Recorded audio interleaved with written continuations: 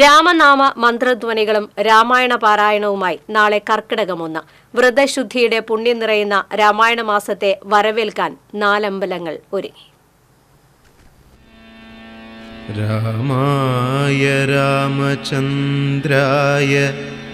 രാമഭദ്രായ വേധസേ രഘുനാഥായ നാഥായ സീതായാ പതയേ നമഃ.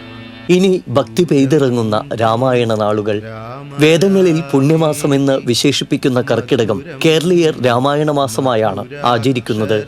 രാമായണ പാരായണം, നാലമ്പല ദർശനം, സുഖചികിത്സ തുടങ്ങി ഭക്തിയുടെയും തീർത്ഥാടനത്തിന്റെയും പുണ്യമാസമായ കർക്കിടകത്തിന് സവിശേഷതകൾ ഏറെയാണ്. കള്ളക്കർക്കിടകത്തിലെ എല്ലാ ദോഷങ്ങൾക്കുമുള്ള പരിഹാരമായി ക്ഷേത്രങ്ങളിലും വീടുകളിലും കർക്കിടക മാസം മുഴുവനും രാമായണം പാരായണം ചെയ്യും. ആത്മീയവും ശാരീരികവുമായ വകഭേദങ്ങളെ സമന്വയിപ്പിക്കുന്നതാണ് കർക്കിടകത്തിന്റെ പ്രസക്തി. പഞ്ഞമാസമെന്ന് വിശേഷിപ്പിക്കുന്ന കർക്കിടകത്തെ പൊതുവെ ദുർഘടമെന്ന് പറയുമെങ്കിലും ആധ്യാത്മിക നിറവിനാൽ സമ്പന്നമാണ് ഈ പുണ്യമാസം എന്നതാണ് സവിശേഷത. ചീവോതിക്ക് വെക്കൽ, പത്തിലക്കറിയും കനകപ്പൊടിയും സേവിക്കൽ, ഇല്ലനിറ, ഔഷധസേവ, തുകിലുണർത്തൽ പാട്ട്, മരുന്നുകഞ്ഞി സേവിക്കൽ, നാലമ്പല തീർത്ഥാടനം, ആനയൂട്ട് തുടങ്ങിയവ കർക്കിടകത്തിന്റെ മാത്രം പ്രത്യേകതയാണ്.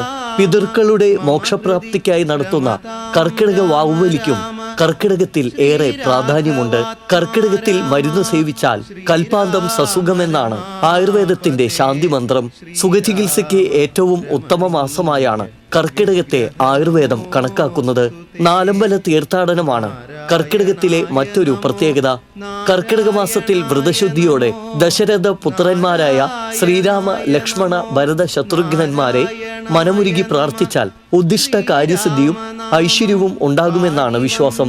തൃപ്രയാർ ശ്രീരാമസ്വാമി ക്ഷേത്രം, ഇരിങ്ങാലക്കുട ശ്രീ കൂടൽമാണിക്യ ക്ഷേത്രം, മൂഴിക്കുളം ശ്രീ ലക്ഷ്മണ പെരുമാൾ ക്ഷേത്രം, പായമൽ ശ്രീ ശത്രുഘ്നസ്വാമി ക്ഷേത്രം എന്നീ ക്ഷേത്രങ്ങളാണ് നാലമ്പലങ്ങൾ. രാമനാമ മന്ത്രധ്വനികളും രാമായണ പാരായണവുമായി ആത്മവിശുദ്ധിയുടെ കർമ്മകാണ്ഡങ്ങളെ സ്വായത്തമാക്കി കർക്കിടക മാസം മുഴുവൻ മലയാളികൾ ഈശ്വര സാമീപ്യം സ്വന്തമാക്കുന്നതിന്റെ ആത്മനിർവൃതിയിലായിരിക്കും.